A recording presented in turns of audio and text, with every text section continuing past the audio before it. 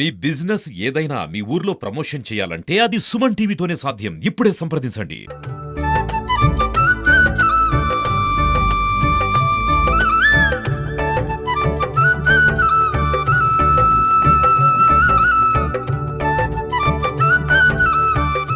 Welcome to Suman TV. నేను మీ సుప్రసాద్. ప్రస్తుతం మనం ఆర్గానిక్ కూరగాయలు అమ్మే సంతలో అయితే ఉన్నాము. ఈ సంత అల్లూరు సీతారామరాజు జిల్లాలోని మధ్యకెర్ల అనే ఒక గిరిజన గ్రామంలో అయితే సాగుతూ ఉంటుంది. ఇక్కడ అమ్మే ప్రతి కూరగాయలు కూడా ఆర్గానిక్ కూరగాయలు. ఎందుకంటే ఏజెన్సీ వ్యాప్తంగా ఉన్న ఈ మెట్ట ప్రాంతంలో అయితే మాత్రం విరివిగా అయితే ఎటువంటి పురుగు మందు అవశేషాలు వాడకుండా అయితే మాత్రం ఇక్కడైతే కూరగాయలు పండిస్తూ ఉంటారు ఇక్కడ రైతులు. అయితే గిరిజనులు ఎక్కువగా ఈ కూరగాయలు పండిస్తూ ఉంటారు. అవి తెచ్చి ఈ సంతలో తెచ్చి అమ్ముతూ ఉంటారు. ప్రతిదీ కూడా ఆర్గానిక్గా ఎటువంటి పురుగు మందు అవశేషాలు లేకుండా అయితే మాత్రం కూరగాయలు ఉంటాయంటే ప్రస్తుత యుగంలో అందరూ కూడా పురుగు మందు అవశేషాలు జరిగిన కూరగాయలు తింటూ అనారోగ్యాలు పాలవుతున్న తరుణంలో డాక్టర్ల సూచనల మేరకు అయితే మాత్రం ఆర్గానిక్ కూరగాయల వైపు అయితే మాత్రం ప్రజలు మొగ్గు చూపుతారని చెప్పుకోవచ్చు. ఈ నేపథ్యంలో ఇక్కడ ఈ సంతకైతే మాత్రం చాలా ప్రాచుర్యత సంతరించుకుంది.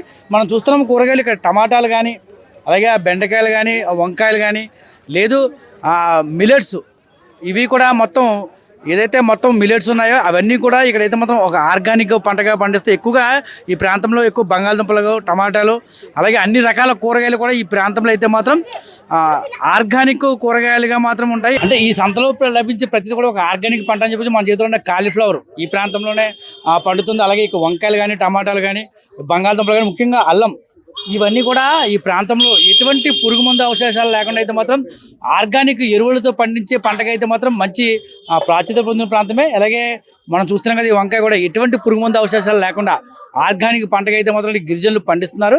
అయితే ఈ ప్రాంతంలో ఎక్కువగా సుమారుగా 15 పంచాయతీల నుంచి ఒక 30-40 గ్రామాల ప్రజలైతే ప్రతి గురువారం కూడా ఈ ప్రాంతానికి సంతకు చేరుకొని వారికి కావాల్సిన గిరిజనులకు కావాల్సిన నిత్యావసర సరుకుల్ని కూడా ఇక్కడ అయితే కొనుగోలు చేసుకుంటూ ఉంటారు.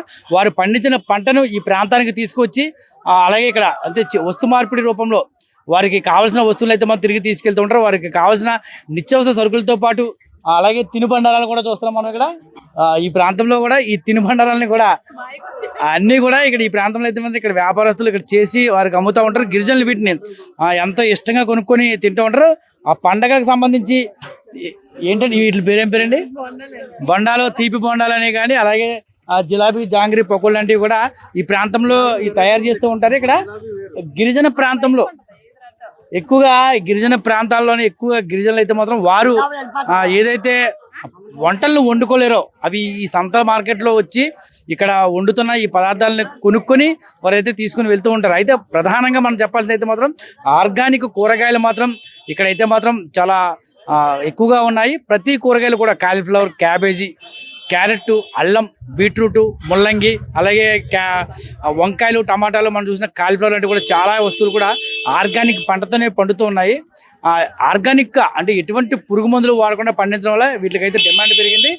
చుట్టుపక్కల ప్రాంతాల నుంచి కూడా, సుదూర ప్రాంతాల నుంచి, మైదాన ప్రాంతాల నుంచి కూడా వచ్చి ఈ సంతలో ఉన్న కూరగాయలు అయితే కొనుక్కొని తీసుకెళ్ళి వెళ్తున్నారు.